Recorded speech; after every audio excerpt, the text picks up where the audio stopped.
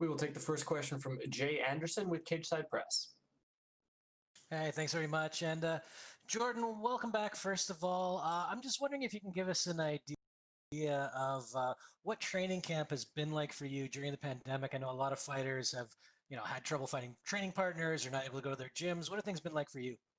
Yeah, so for me, it wasn't that bad. I have three roommates that are all professional fighters, and we have a little gym area in our house in Albuquerque. So for about the first 2 weeks of the pandemic, I kind of was just sitting on my ass, not really doing anything. And then um, I was originally scheduled to fight June 13th in Kazakhstan, and even though I knew that it wasn't going to be in Kazakhstan anymore, I just figured I would still have a fight around that time. So about 6 to 8 weeks ago, I started training with my roommates. And then about a month ago, I flew out to Kansas City and I trained with the Glory MMA and James Krause's gym for a few weeks. And their stay-at-home orders were a little bit more lax than the ones in Albuquerque. So I've honestly been able to get some of the best training in during this pandemic, and I think it's going to show. And like you said, you did have a change of opponent here with Mark De La Rosa coming in because of the travel restriction, obviously, for your previous opponent. How much of a change-up has it been preparing for Mark in this case? Honestly, it hasn't been that bad. I was already, for my UFC debut back in November 2018, or what was supposed to be my debut, I was scheduled to fight Mark. So I already had a training camp for him a year and a half ago. And we've had some of the same opponents, and I'm very familiar with his style. So honestly, it was an easy transition. And in terms of the venue here, I mean, you went through the Contender Series. You didn't fight in the Apex, but do you feel like this might be a little bit of familiar ground in terms of, in this case, there's no spectators really, but you've kind of been through it. Yeah, compared to most of the other guys on the card, I definitely think it's going to be more familiar for me. I've fought on the Contender Series twice. The first time, in the first season, I was kind of nervous, wasn't sure what to expect. But the second time, I was so calm. Everything felt real relaxed, and I was so comfortable. And I expect this to go the same. And last one for me, you are coming into this with a little bit of pressure on you, coming off a couple of losses. Is that something you try to tune out when preparing for this, or do you use that as fuel for the fire, so to speak? No, it's definitely fuel. Honestly, given how I lost in my last two fights, I kind of thought I was going to get cut after the last fight. I'm glad I didn't. But it's definitely motivation. My opponent, he's coming in off of a three-fight losing streak, so he has just as much pressure, if not more. So I think that makes for an exciting fight, and I'm looking forward to it. All right. Well, thanks very much for the time, and best of luck this weekend. Thank you. And we will take our next question from Zach Pakleb with UFC.com. Oh. Yeah. So like you said, you feel that little bit more fire from, trying to get back from your last two fights. How do you go about channeling that the right way so you don't come out too, over eager against Mark? Yeah. The good thing about, well, the silver lining about having those two losses in a row and that them being first round stoppages or submissions is that I didn't get to really show what I was capable of. My opponent and my future opponents probably think I suck. They haven't got to see anything in my game except for maybe my lack of jiu-jitsu defense, but that's good for me. I still have a lot that I can show, and I feel like that keeps me dangerous in a sense. And yeah, it's not. I always feel like my job's never secure, so it's not like I'm ever super comfortable. It's not like I don't treat the fights the same. I'm coming into this fight like it's my final fight with the UFC or potentially my final fight, but that's also how I came to my last and the ones before that. And fighting a guy like Mark, he's been in the UFC for a few fights now. What about your matchup with him excites you? And what kind of questions do you think he'll ask of you that will allow you to show more of your skill set? I mean, I just think the guys he's fought, he hasn't really fought guys that move like me. I think out of everyone in the 125-pound weight class, even though this is at 35, but everyone in that weight class, I have a speed advantage over. I have a movement advantage over. I'm a lot more mobile. I'm a lot more dynamic.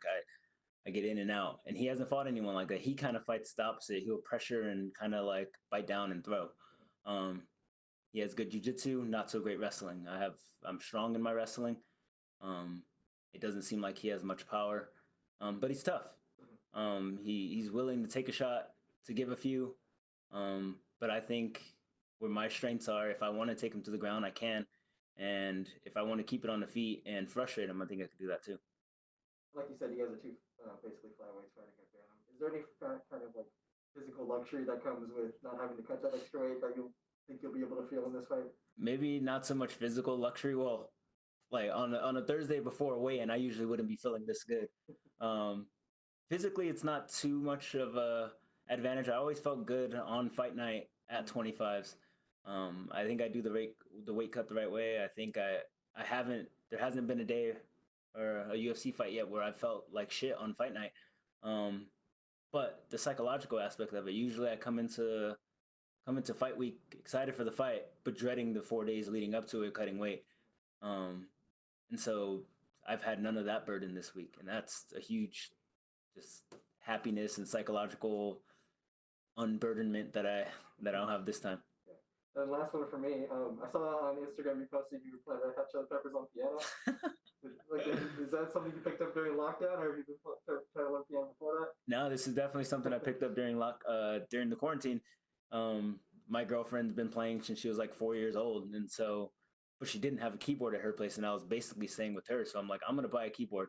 And one of my like 5-year goals, going back like 2 or 3 years already, was to learn an instrument and or get fluent at a second language. Okay.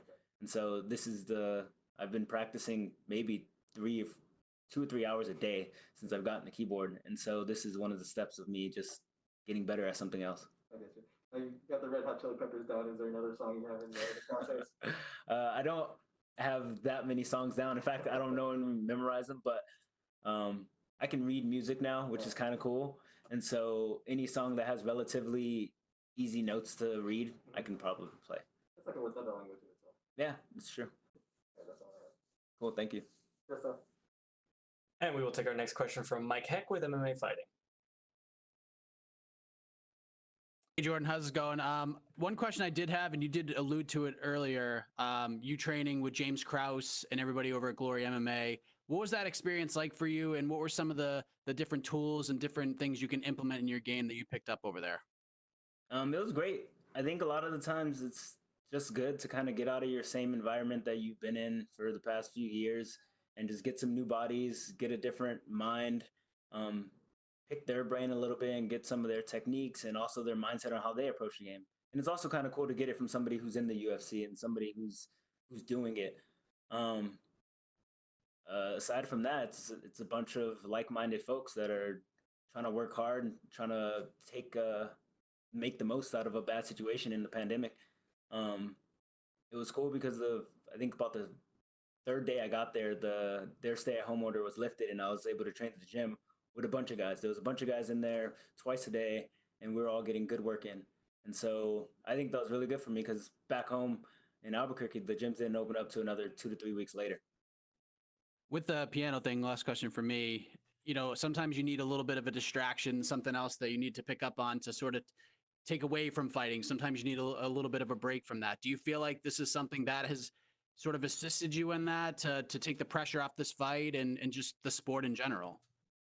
A little bit. My main outlet for that is usually video games. Most people that know me know I spend way too much time playing video games probably. So this probably takes a bit of the time from that. But yeah, I feel like it's very important in life to have a hobby, have something outside of your job. Even though I do enjoy the gym and I really enjoy fighting, I think it's important to have something outside of that I also enjoy, that I can do whenever I want, and that makes me happy. How do your roommates enjoy your musical talents? Well, so luckily for them, the keyboard is at my girlfriend's house, and then my roommates, they just have to hear me playing video games. Oh, there you go. All the best to you, Jordan. Looking forward to the fight. Appreciate it, Mike. Thank you, Jordan. Those are all the questions we had for you, sir. You are good to go.